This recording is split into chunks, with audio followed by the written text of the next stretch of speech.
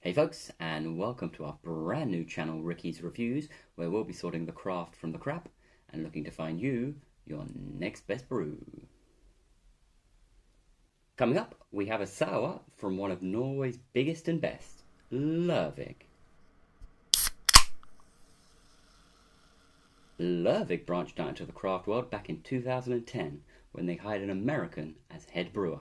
Prior to that, they'd actually been a brewer of Pilsners, and I think the story goes, Carlsberg actually bought the original brewery and relocated them to Oslo, leaving the town with an empty brewery and thirsty locals.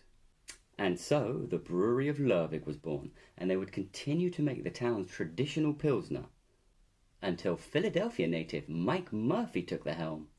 Then things would change drastically for them. A change I think we can all agree has been for the better.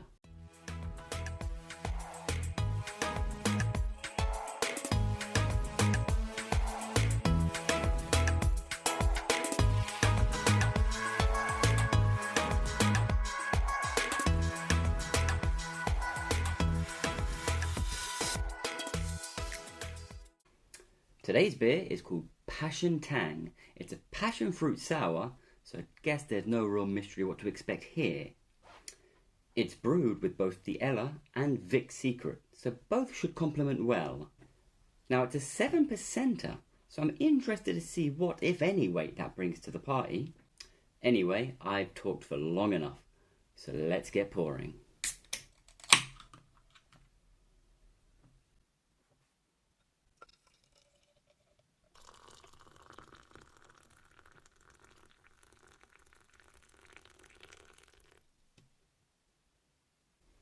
So it's a little darker than I was expecting. I don't know, I've been expecting something quite bright, quite light with this. Got a very amber colour to it. Again, it is 7%, so I suppose some of that is carrying through. Chin chin.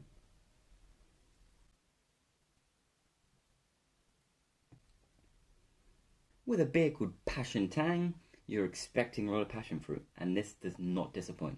Smooth throughout, consistent throughout, and it isn't too overbearing. There's that initial tang at the top, but it's actually settling in to just a fruity tropical beer. The passion fruit really leaves a lingering taste on the mouth, and I find it's not too overcarbonated. Sometimes with these fruit and sour beers, they can be heavily carbonated to really try and hammer home some of that tartness, but this one, it's got a real nice smooth level to it.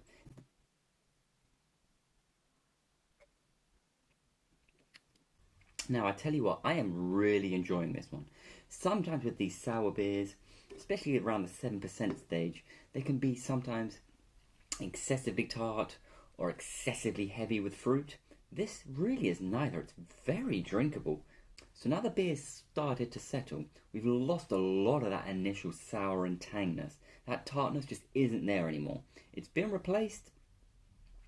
Well, the passion fruit is still there, of course, but it's got a layer of almost stone fruit, and there's a little dankness there too. And I'll tell you what, this beer could be one of those sleepers. It's 7%, but it doesn't feel like it. It's very easy to drink.